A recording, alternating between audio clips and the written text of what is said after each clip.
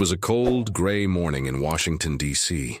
The city buzzed with its usual frenetic energy, as if oblivious to the icy wind cutting through the streets. In front of the imposing FBI headquarters, an unusual figure sat on the pavement. A black man, wrapped in layers of tattered clothing, crouched beside the main entrance, holding a cardboard sign that read, "Hungry. Any help appreciated." Agents in sharp suits and polished shoes brushed past him without a glance. It wasn't that they didn't see him. It was that they chose not to. He was just another fragment of the city's background noise, like a crack in the sidewalk or a faint hum of distant traffic. But the man didn't seem to mind.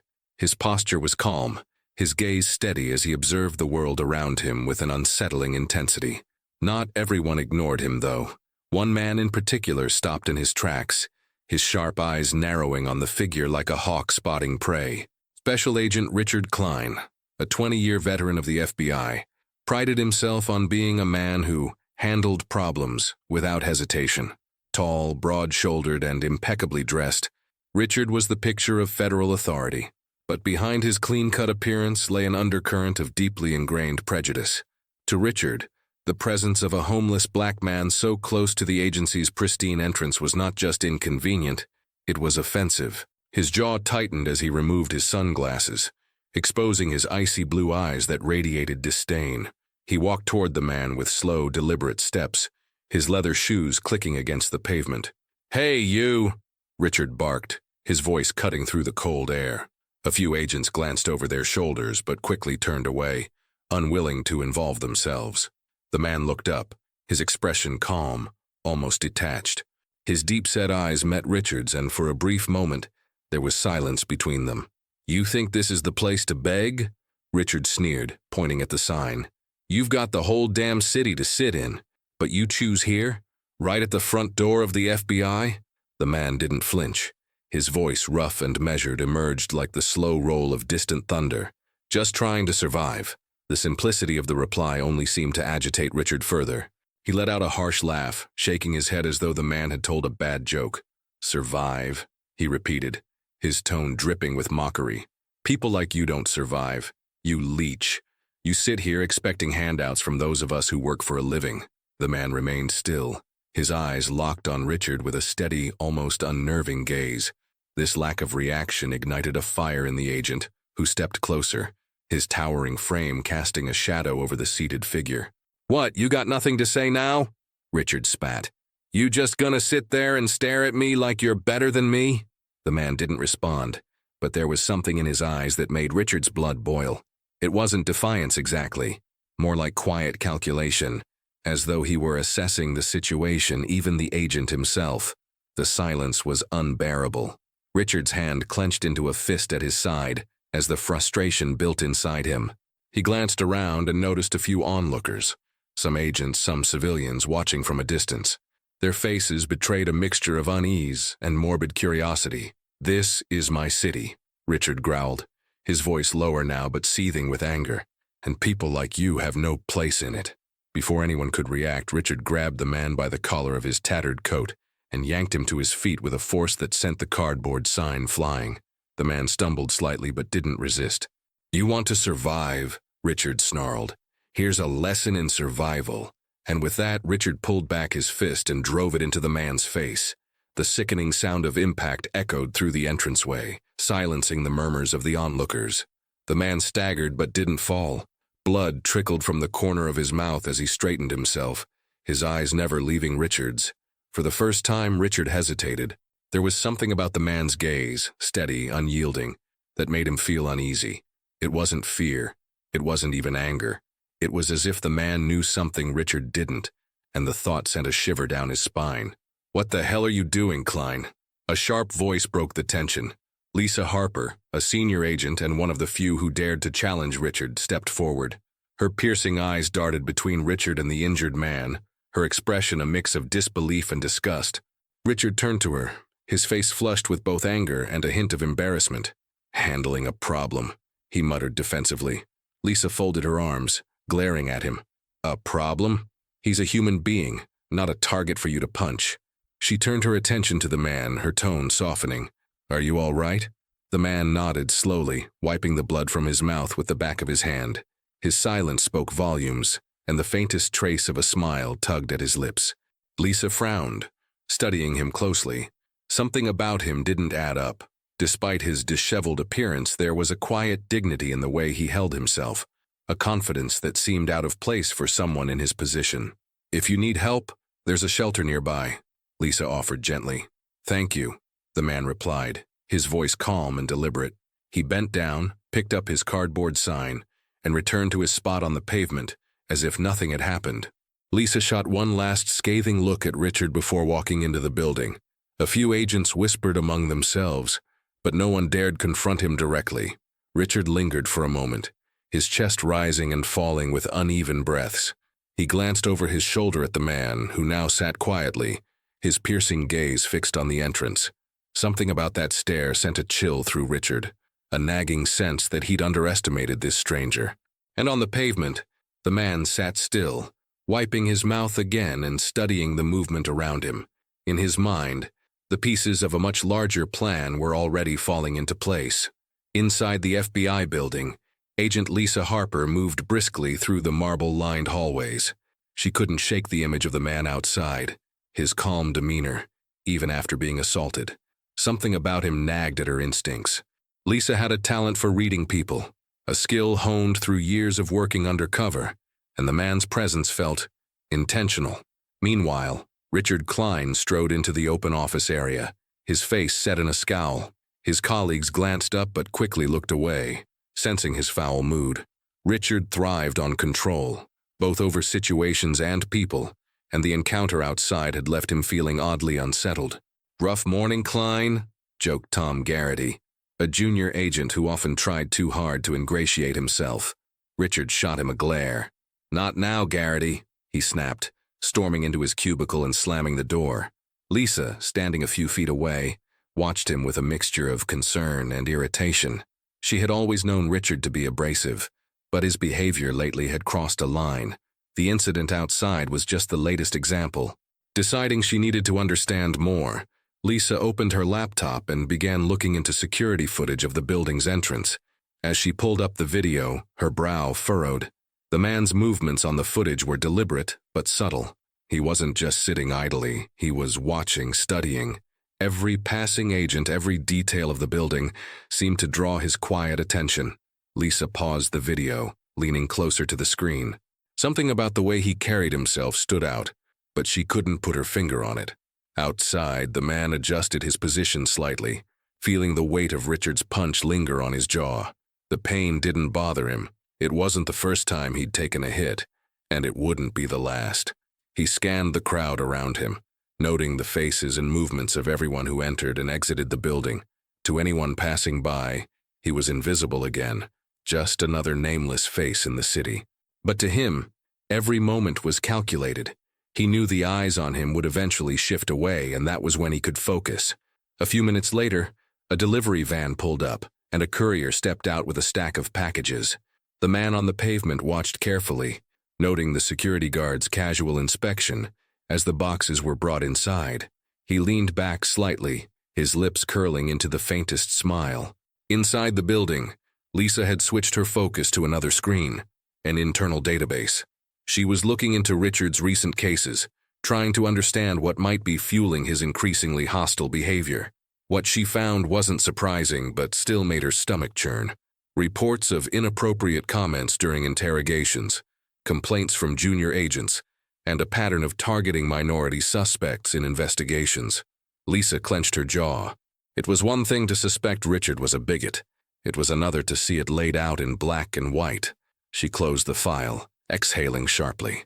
If she were going to confront him, she needed more leverage, especially since Richard had powerful allies within the agency. Before she could dwell further, her phone buzzed. It was a message from security. Suspicious activity reported outside the main entrance. Subject still present. Lisa's pulse quickened. She grabbed her coat and headed toward the entrance, her mind racing with possibilities.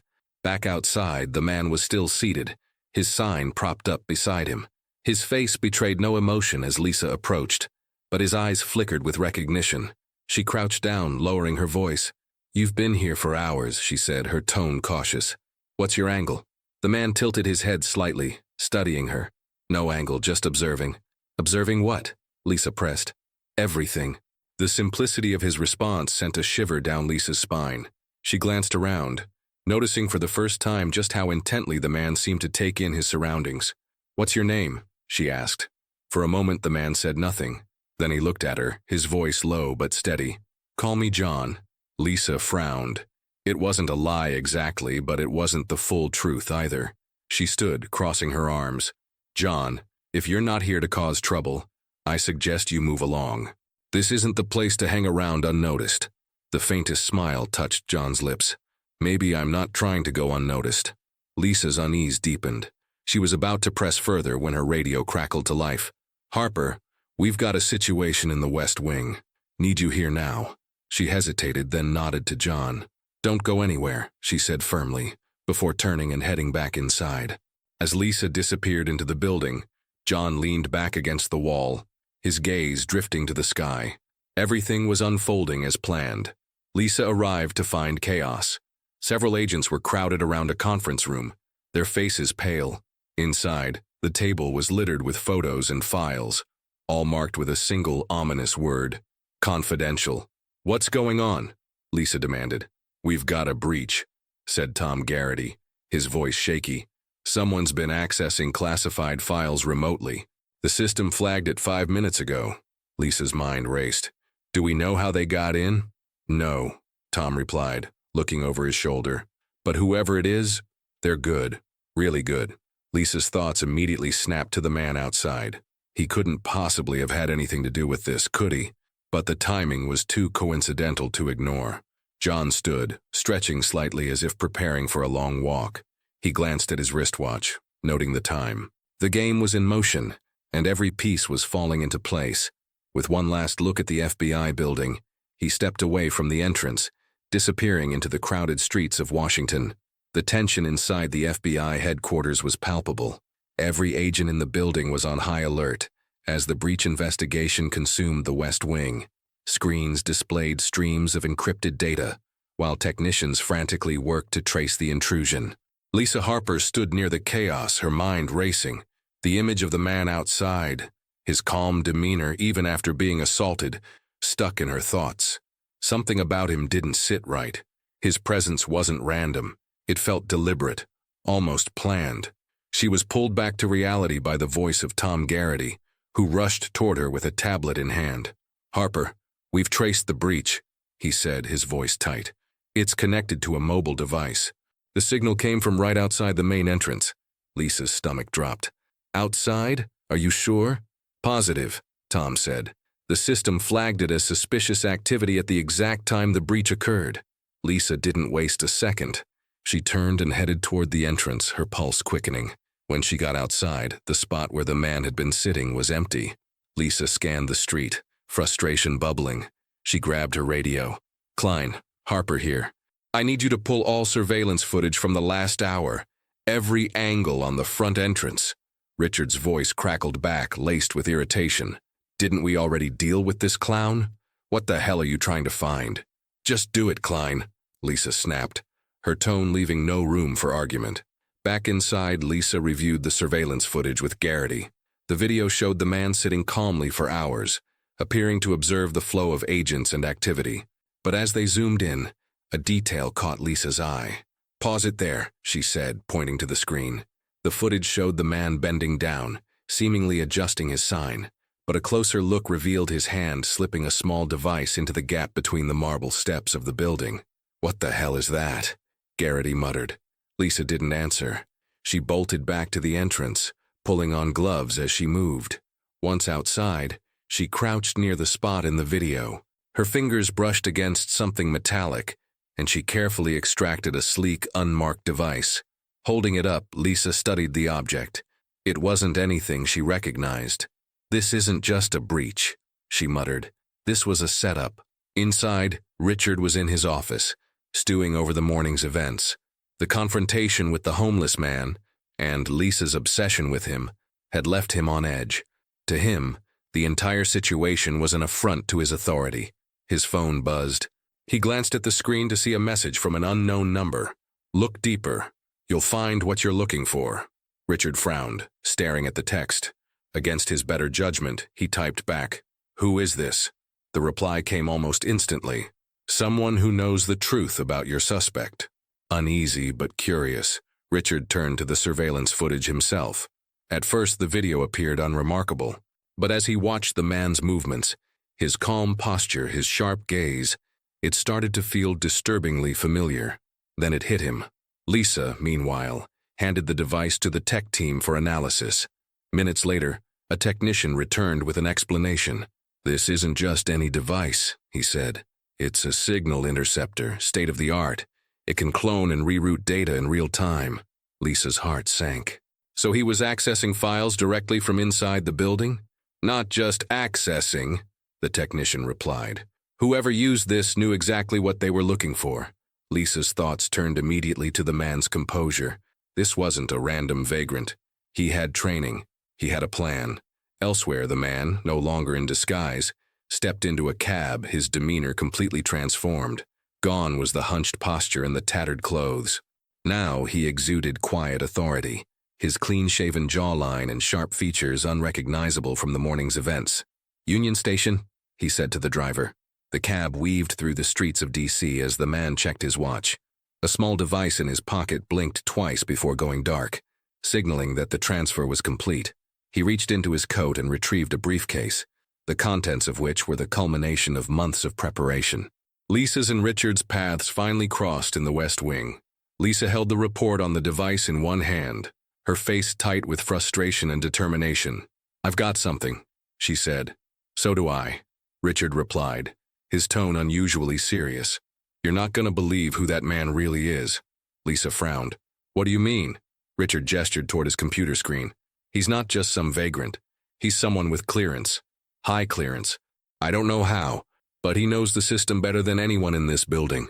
Lisa's blood ran cold. "You're saying he's one of ours?" Richard hesitated. "Not exactly.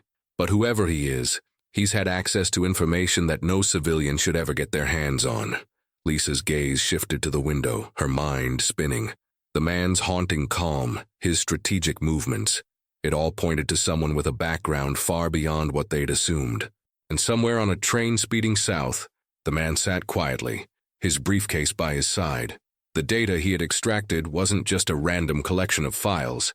It was a ticking time bomb, and he held the trigger. The atmosphere inside the FBI headquarters had turned electric with tension. Every department, from cybersecurity to counterintelligence, was mobilized to address the breach. Lisa Harper's focus narrowed as her mind raced through the implications. If Richard was right, and the man outside wasn't just a random vagrant, the agency could be facing an insider threat of unparalleled sophistication. In the tech lab, Lisa studied the intercepted device under a magnifying glass. Its design was sleek and unfamiliar, likely custom-made. The thought of someone deploying such advanced technology in broad daylight, right under their noses, sent a chill through her. "This is too clean," Lisa muttered. Tom Garrity, standing nearby, looked up from his own monitor. "Too clean?" Lisa gestured to the device. "Think about it. No markings, no serial numbers, nothing traceable. Whoever built this knew exactly how to avoid detection. This wasn't their first rodeo." Tom nodded, his expression uneasy. "So what's the next move?" "Find out who he is," Lisa said firmly. "We pull every piece of footage, analyze his movements, track his face through every camera in the city if we have to." Richard, meanwhile, had retreated to his office, where his own investigation had taken a darker turn. The anonymous messages on his phone continued to ping, each one dropping hints that gnawed at his already frayed nerves. "He's closer than you think. You've seen him before." Richard's frustration boiled over. Slamming his phone onto his desk, he opened his email and began digging through old case files. Years of interrogations, surveillance, and classified operations blurred together as he hunted for any connection to the man who had humiliated him outside. Then, in a report dated 5 years earlier, he found something. A photo, grainy but recognizable, of a man standing among a group of high-ranking officials during a classified counterintelligence operation. Richard's blood ran cold. It was him, the so-called homeless man. The caption below the photo identified him as Jonathan Blackwell, a former CIA operative with extensive expertise in infiltration and psychological warfare. Jonathan Blackwell, now seated comfortably in a private train cabin, stared out the window as the cityscape gave way to rolling hills. The briefcase at his side contained more than just classified files. It held a blueprint for dismantling one of the FBI's most guarded programs. For Jonathan, this wasn't just about the data. It was personal. He reached into his coat and retrieved a faded photograph. In it, a smiling woman stood beside a younger Jonathan. Her name was Sarah, and she had been his anchor during his years in the CIA, until she became collateral damage in an operation overseen by the very agency he had just infiltrated. His lips tightened as he folded the photo and slipped it back into his pocket. Every step of this mission had been calculated to exact justice for Sarah's death, a truth only he carried. Lisa's investigation continued to reveal unsettling details. The tech team had managed to pull metadata from the intercepted device, tracing its origin to a private lab that specialized in government contracts. "We need a warrant," Lisa told Tom. "That could take days," he replied, glancing nervously at the clock. "And if this guy's as good as we think, he'll already be gone by then." Lisa tapped her fingers against the desk, weighing her options. Time was slipping away, and every instinct screamed that they were already 2 steps behind. "Forget the warrant," she said finally. "We'll go ourselves. I'll take responsibility." Tom hesitated but nodded. "I'll grab the keys." As Lisa and Tom sped toward the lab in an unmarked SUV, Richard was piecing together his own theory. The more he learned about Jonathan Blackwell, the clearer it became that this wasn't just a breach. This was retribution. Richard remembered the operation 5 years ago, one that had ended disastrously. Blackwell's team had been betrayed, their identities leaked, and their mission compromised. Sarah, a civilian asset, had been caught in the crossfire. The fallout had been quietly buried, but it seemed Jonathan hadn't forgotten. His phone buzzed again. Another anonymous message. "You failed him then. Don't fail again." Richard's grip tightened on the device. His frustration turned to fear. Lisa and Tom arrived at the lab under the cover of dusk. The building was unassuming, nestled in an industrial park far from the city center. As they approached the entrance, Lisa's gut told her they weren't alone. "Stay sharp," she murmured, her hand hovering near her sidearm. Inside, the lab was eerily silent. Rows of workstations lined the room, each filled with high-tech equipment. On one of the desks sat a file folder labeled Project Ironclad. Lisa opened the folder, her eyes widening at the contents. Detailed blueprints of a classified surveillance program were spread across the pages. It was a system designed to track and monitor American citizens under the guise of national security. "This is it," she whispered. "This is what he's after." Tom looked over her shoulder, his face pale. "If he exposes this—" A noise from the back of the lab cut him off. Both agents drew their weapons, moving cautiously toward the source of the sound. In the shadows, a figure emerged. For a moment, Lisa thought it might be Blackwell, but the man's trembling hands and panicked expression revealed otherwise. "Don't shoot," the man pleaded. "I just work here." Lisa lowered her weapon slightly. "Who are you?" "I'm a contractor," he stammered. "I was paid to build that device." He pointed at a prototype on a nearby table, identical to the one they had confiscated. "Who paid you?" Lisa demanded. The man hesitated, his eyes darting toward the exit. "I don't know his real name. He called himself John." Lisa's mind raced. Blackwell had planned every detail, leaving no trace of his true identity. "Where is he now?" she pressed. The contractor shook his head. "I don't know. He never meets in person. But if he got what he wanted—" Lisa didn't let him finish. She turned to Tom. "We need to get back to HQ, now." On the train, Jonathan watched as the lights of another city came into view. He opened his briefcase and pulled out a tablet, the screen displaying encrypted files. With a few swipes, he began disseminating the data to multiple secure servers. A notification popped up on the screen. "Transfer complete." Jonathan leaned back in his seat, his mission nearly complete. Back at the FBI, Lisa and Richard were closer to the truth, but time was no longer on their side. The FBI headquarters was in full crisis mode. Monitors in the command center flickered with maps, server logs, and surveillance feeds as agents scrambled to contain the fallout from the breach. The magnitude of what had been stolen, and the implications of its release, was becoming painfully clear. Lisa Harper stood at the center of the chaos, barking orders into her radio. "I want a full trace on all outgoing data from the past 12 hours. Any server flagged as suspicious gets locked down immediately." Tom Garrity hurried to her side, holding a tablet. "We've confirmed the files he accessed," Tom said, his voice tight. "It's Ironclad." Lisa's stomach dropped. Project Ironclad was a surveillance initiative so secretive that most senior agents didn't even know of its existence. The program was designed to monitor domestic communications under the guise of national security, a legal and ethical minefield. "If this gets out," Tom started, but Lisa cut him off. "We focus on containment," she said firmly. "Do we have anything on his location?" Tom hesitated. "We think he boarded a southbound train from Union Station, but if he's following his usual pattern, he won't stay on it for long." Lisa cursed under her breath. Jonathan Blackwell was always several steps ahead. Across the room, Richard Cline was glued to his monitor, his face pale as he reviewed the same files Lisa had seen earlier. Every detail confirmed his worst fears. The man he had dismissed as a vagrant was not only a skilled operative, but someone with a personal vendetta against the agency. Against him. Richard grabbed his phone and dialed Lisa. She answered on the second ring, her voice clipped. "What is it?" "I know who he is," Richard said, his voice uncharacteristically subdued. Lisa paused. "Go on." "It's Jonathan Blackwell, former CIA." The name hit Lisa like a freight train. She had heard of Blackwell before, a legendary figure in intelligence circles known for his precision and ruthlessness. But he had disappeared years ago, presumed dead after a botched mission overseas. "Why the hell is he targeting us?" Lisa asked, her voice rising. "Because we betrayed him," Richard admitted. Lisa's silence spoke volumes. Jonathan stepped off the train at a small station outside Richmond, Virginia. The town was quiet, the kind of place where a man like him could disappear. He walked calmly to a prearranged meeting point, a rundown motel on the edge of town. Inside, a laptop awaited him on a plain wooden desk.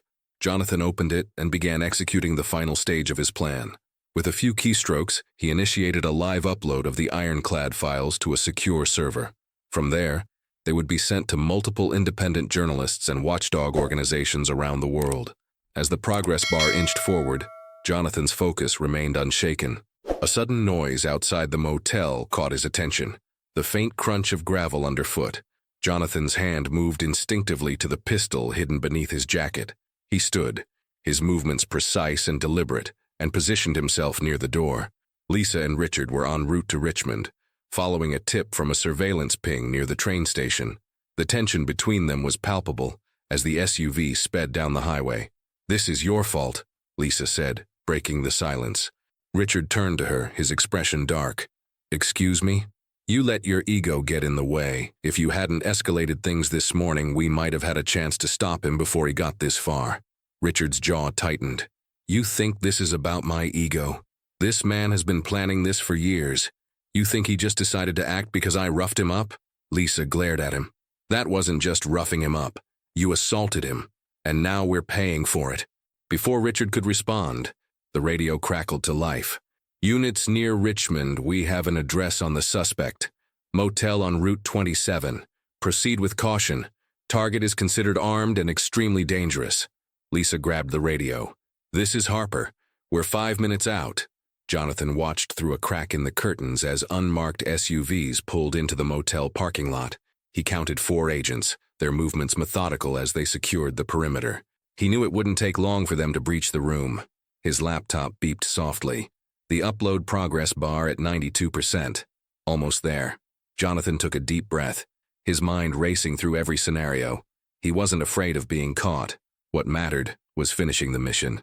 The door burst open with a deafening crack, and Lisa Harper was the first to enter, her weapon drawn. "FBI, hands in the air!" she shouted. Jonathan stood in the middle of the room, his hands raised slightly. He didn't look panicked. He looked calm, almost serene. "You're too late," he said, his voice steady. Lisa's eyes darted to the laptop on the desk, where the progress bar now read 99%. "Shut it down," she ordered, motioning to Tom, who had followed her in. Tom rushed to the laptop, frantically trying to interrupt the upload. Jonathan watched him with a faint smile. "You can't stop it," Jonathan said. "It's already in motion." Richard entered the room, his face a mask of anger. "Stand down, Blackwell," he barked. Jonathan turned to him, his expression hardening. "Do you even remember her name?" Richard hesitated, caught off guard. "Sarah," Jonathan said, his voice quieter now. "Her name was Sarah, and she died because of you." The room fell silent, the weight of Jonathan's words hanging heavy in the air. The laptop beeped one final time. Transfer complete. Jonathan lowered his hands, his expression triumphant. "It's done," he said simply. Lisa's shoulders sagged, the enormity of the situation sinking in. Richard, on the other hand, stepped forward, his gun trembling slightly in his grip. "You think you've won?" Richard spat. Jonathan locked eyes with him. "No, I've just leveled the playing field." Before anyone could react, Jonathan reached into his jacket, forcing Richard to fire. The shot rang out, and Jonathan collapsed to the floor. Lisa rushed to his side, but it was too late. Jonathan Blackwell, the man who had outwitted the FBI at every turn, was gone. The laptop screen went dark, its job complete. The release of the ironclad files was a bombshell that detonated across the country. Within hours, the classified documents were all over independent media platforms, exposing the FBI's covert surveillance program. The files detailed how the agency had secretly monitored citizens' communications, bypassing judicial oversight under the guise of national security. The public reaction was swift and unforgiving. Protests erupted in major cities, with thousands taking to the streets demanding accountability. "No justice, no spying," became the rallying cry of activists who decried the government's breach of privacy. Civil liberties organizations filed lawsuits against the FBI, calling for the immediate cessation of Ironclad and the resignation of the officials who had authorized it. Lisa Harper sat in the FBI's command center, surrounded by the fallout. The air was thick with tension as agents rushed to contain the situation. Every screen displayed live coverage of protests, court filings, and damning reports from investigative journalists. Lisa felt a crushing weight in her chest. She had dedicated her career to the agency, believing in its mission to protect the public. Now that trust was in shambles. Tom Garrity entered the room, his face pale as he handed Lisa a document. "They're saying Blackwell's files were backed up across multiple servers," he said. "Even if we shut them down, they'll pop up somewhere else." Lisa scanned the report. Blackwell's operation was meticulous. He hadn't just exposed Ironclad. He had ensured it couldn't be buried. The files included names of high-ranking officials, emails detailing the program's approval, and detailed logs of surveillance activity. "It's out of our hands now," Lisa said, her voice grim. "All we can do is try to mitigate the damage." Across the room, Richard Cline was pacing, a deep frown etched into his face. He was still reeling from the revelation that Blackwell was the man he had dismissed and attacked earlier. Worse, the files implicated him indirectly, showing that his division had participated in early Ironclad pilot programs. Richard's phone buzzed. It was another message from an unknown number. "She would be proud of what he did. Would you?" Richard's hands trembled. He knew exactly who she was.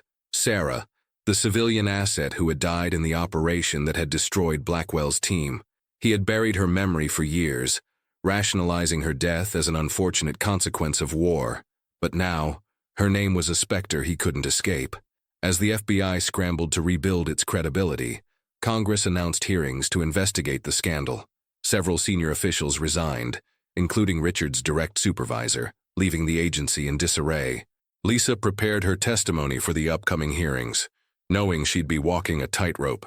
She had to defend the agency's core mission while acknowledging the irreparable damage Ironclad had caused. But even as she tried to move forward, she couldn't shake the feeling that Blackwell's story wasn't just about justice. It was about revenge, and it had worked. The weeks following the Ironclad leak forced the FBI into an unprecedented state of introspection. Teams were reassigned, protocols rewritten, and internal audits began dismantling years of unchecked power. Lisa Harper found herself at the center of these reforms, tasked with leading a newly formed oversight committee. For Lisa, the responsibility was both a burden and an opportunity. She had joined the FBI with a clear moral compass, believing in its ability to protect the innocent and uphold the law. But Ironclad had shattered that illusion. She had seen firsthand how power could corrupt, and how the agency's secrecy had blinded it to its own failings. One afternoon, while reviewing case files in her office, Lisa came across an old personnel report on Jonathan Blackwell. It was a detailed account of his career in the CIA, outlining his missions, commendations, and psychological evaluations. What struck her most was a section on his leadership style. Blackwell demonstrates a rare ability to inspire loyalty among his team. His methods are unorthodox but effective, and he operates with an unwavering moral code. Lisa leaned back in her chair, thinking about how that same code had driven him to dismantle Ironclad. Despite everything, she couldn't deny a grudging respect for him. He had forced the country to confront uncomfortable truths, even at the cost of his own life. Meanwhile, Richard Cline's life had taken a different trajectory. Following the Senate hearings, he was placed on administrative leave, pending further investigation into his role in Ironclad. The weight of his actions, and inaction, pressed down on him like an anchor.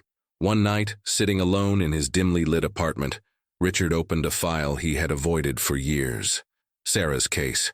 He sifted through photos, mission reports, and correspondence, reliving the operation that had defined his career and destroyed Blackwell's life. For the first time, he allowed himself to feel the full weight of her loss. In a moment of rare vulnerability, Richard wrote a letter to Sarah's family, apologizing for his role in her death. He didn't expect forgiveness, but the act brought him a measure of clarity. He realized that while Blackwell's methods had been extreme, his anger was justified. Lisa, on the other hand, found herself facing a new challenge: rebuilding public trust in the FBI. She worked tirelessly to implement reforms, ensuring greater transparency and accountability. She also pushed for legislation that would limit the scope of surveillance programs, hoping to prevent another Ironclad from ever taking root. In quiet moments, she thought about Jonathan.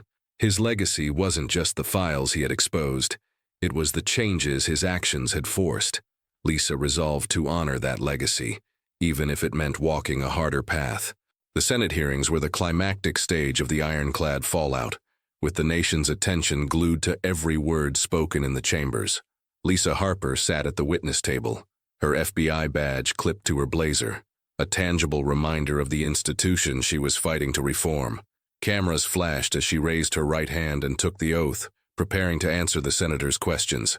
The proceedings were grueling. Senators on both sides of the aisle grilled Lisa about the scope of Ironclad, how the breach occurred, and the FBI's failure to detect Blackwell's infiltration until it was too late. Lisa didn't flinch, answering every question with composure and honesty. "Agent Harper," one senator said, leaning forward, "do you believe Jonathan Blackwell was a hero or a criminal?" Lisa hesitated, the weight of the question pressing on her. Finally, she replied, "I believe he was both. He exposed a program that violated the fundamental rights of American citizens, but his actions also endangered lives and undermined the trust in our agency. It's not for me to label him one or the other. It's for history to decide." The room fell silent as her words hung in the air, and for the first time Lisa felt the enormity of Blackwell's impact, not just on the FBI, but on her own understanding of justice. Meanwhile, Richard Cline's absence from the hearings was conspicuous. After resigning from the FBI under pressure, he had retreated into isolation. But the guilt gnawed at him relentlessly. One evening, he decided to take a step he had avoided for years. Richard drove to a quiet cemetery on the outskirts of the city, where Sarah was buried. The gravestone was modest, her name etched in simple letters. He stood there for what felt like hours, the cold wind biting at his skin. "I'm sorry," he murmured finally, his voice barely audible. "I should have done more. I should have protected you. And him." His words were met with silence, but for the first time, Richard felt a faint sense of release. It wasn't redemption, but it was a step toward it. Back at the FBI, Lisa's reforms were gaining traction. The agency announced sweeping changes, including increased oversight and the dismantling of programs like Ironclad. Lisa knew the road ahead would be long, but she was determined to see it through. Months later, Lisa found herself walking along the National Mall, the Washington Monument glowing softly in the evening light. A small group had gathered near the reflecting pool for a candlelight vigil. They weren't protesters or activists, but citizens who had come to honor the memory of those impacted by the surveillance programs, and to reflect on the man who had brought them to light. Lisa stood at the edge of the gathering, observing quietly. She reached into her coat pocket and pulled out the letter Jonathan Blackwell had sent her. Lisa, the truth is heavy, but it's the only thing that can hold power accountable. I never wanted to be a martyr, but if that's what it takes, so be it. Take care of the truth. J. She folded the letter and returned it to her pocket, her thoughts turning to the man who had orchestrated the breach. Jonathan's mission had been deeply personal, but its impact had been undeniably profound. He had forced a nation to confront its priorities, to question how far it was willing to go in the name of security. Lisa turned away from the vigil, her steps deliberate as she headed toward the Lincoln Memorial. She paused at the base of the steps, looking out at the city. The weight of her work still lay heavily on her shoulders, but there was hope now, a sense that real change was possible. As she climbed the steps, she thought of Jonathan's final words and resolved to carry them with her. The truth, she realized, was a burden worth bearing. Jonathan Blackwell's story isn't just a tale of revenge or justice. It's a challenge to us all. His actions forced a nation to confront uncomfortable truths about the balance between security and liberty. The ironclad files revealed not only the extent of unchecked power, but also the consequences of turning a blind eye to it. What would you have done in his place?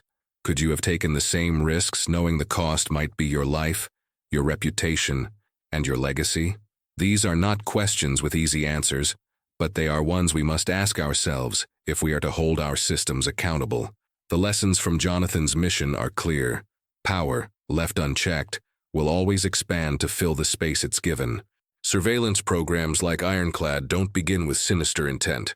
They start with a promise of safety, a reassurance that they're protecting us from unseen threats. But as history has shown, the erosion of liberty often happens not in great leaps, but in small, quiet steps. We as citizens have a responsibility to remain vigilant, to ask questions, to demand accountability.